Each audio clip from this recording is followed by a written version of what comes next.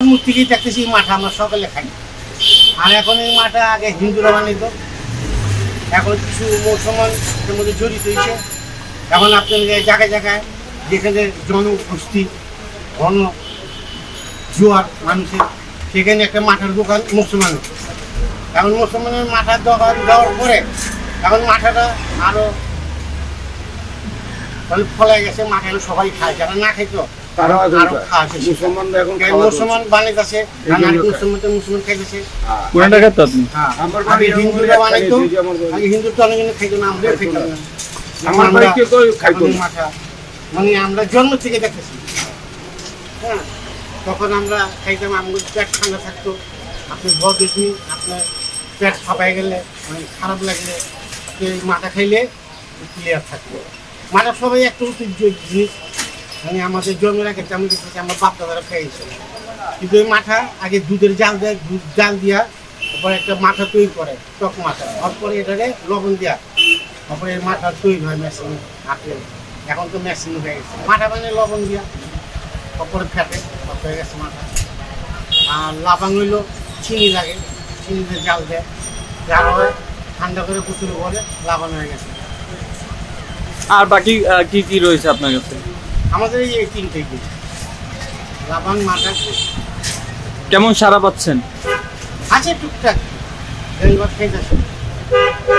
এই পুরান ঢাকা ঐতিহ্য, ইতিহাস ঐতিহ্য ধরে রাখার জন্য মানুষ খাচ্ছে কিনা এই মুহূর্তে? হ্যাঁ, প্রচুর চলে। আমার এই দোকানে 11টা পর্যন্ত, 11:30 পর্যন্ত চলে। এই আমি এই টাইমে খুলছি, এই টাইমে আমার সীমিত লাভ করি। এটা সীমিত লাভ, আমরা লিটারের মধ্যে 15 টাকা আমার লাভ থাকে, পরে এইটাই যথেষ্ট। আচ্ছা, এই যে মাঠা বা এইসব বিক্রি করছেন, এই পুরান ঢাকার কত বছরের ঐতিহ্য এটা? এটা অনেক বছরে, বললাম না আমার জন্মের আগে। কোনটা কত টাকায় বিক্রি করেন এখানে? হ্যাঁ, কোনটা কত টাকায় বিক্রি করেন? মাঠা হলো 140 টাকা লিটার, লাবান 140, লাবান হলো 140, মাঠা 100। আর গোল ওটা আপনার দইয়ের মালে যাবেন, আমরা সর্বত্র নতুন ওটা আপনি 180 লিটার। কোনটা কত পরিমাণ দুধ লাগে আসলে? সব একই দুধ লাগে, খালি চিনি দিতে হয় আর মালে দিতে হয়। প্রতিদিন কত টাকা বেচা কিনা হয়? এটা তো 7,000 টাকা বিক্রি হয়, একবার 8,000, 9,000, এই 80-90, 1 লাখ টাকা বিক্রি হয় মাসে। লাভ থাকে কেমন? ওই বললাম না, সীমিত লাভ। লিটার বেশি 15 টাকা লাভ। যদি আমি 100 লিটার বেশি এক সপ্তাহে 3 দিনে, তাহলে 100 লিটার দাম কত টাকায় লাভ হবে? দোকান ভাড়া 10,000, ইলেকট্রিক বিল আছে, বিদ্যুৎ বিল আছে, অনেক ঝামেলা থাকে না কিছু। আর আমি একটা চাকরি করতে গেলে আমাদের 10,000 টাকা কিন্তু দিব না, 8,000 টাকাও দিব না। ওই বুড়া মানুষ বাপ অষ্টিস। তো হিসাবে আমি যা আমার হয় চলে যায়, একটু সহযোগিতা করতেছি।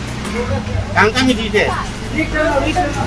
অবস্থায় মাসে 10,000, 12,000 টাকা অনেক এই বাজারে। কারণ কি ইয়ং বয়স যারা আছে ওরা একটু চাকরি পায় না। আমি দিদার আমি চাকরি পাবো। আগে কি করতেন? আগে আমার আচারের ফ্যাক্টরি ছিল। মাথার দাম হইলো, মাথার দোকানের নাম হইলো বিক্রমপুর। ঘর থেকে আমি সহযোগিতা লিখি, উনি আমার মাথার মতো বানায় দেয়। এখন উনি বানাই দেয়? এখন উনি বানায়, কিন্তু আমি বানাতে পারবো না, কিন্তু আমি বানাই না। কেন? সেই তো জিনিস আছে, আমারও বাড়তি কষ্ট করে লাভ। হ্যাঁ, লিটার 5 টাকা লাভ করে, আমি 15 টাকা লাভ করি। আমার ওই 5 টাকা লাভ আছে, আমিও সাথে পাই, আমার জামাতি পাই, আমরা তো কি জামাত করি, আমরা সব কোনো মাঝে আমরা সবাই। মাঠা, লাবাং এগুলোর অনেক চাহিদা। মুসলমান বানানোর পরে ঠিক আছে। আগে তো হিন্দুরা বানাইতো, আমাদের বাসা বাড়িতে খাইতো না, হিন্দু জিনিস খাবো না। কারণ তো আল্লাহর মতো মুসলমান বানায়, সবাই খায়। আচ্ছা, দুধ দিয়ে তৈরি হয়। আর আমাদের এখানে প্রচলিত হলে সকালবেলা মসজিদে বাইরে হয়, মসজিদের নামাজ পড়া বাইরে হওয়ার সময় আমরা এগুলা খাই। তারপরে সকালবেলা বাড়িতে বাইরে হলে আমরা প্রথমে মাঠা খাই। আর আমরা মাঠা এমনিও দুপুরবেলাও খাই, রাত্রেও খাই। আমাদের এখন সবসময় মাঠা পাওয়া যায় আমাদের এখানে।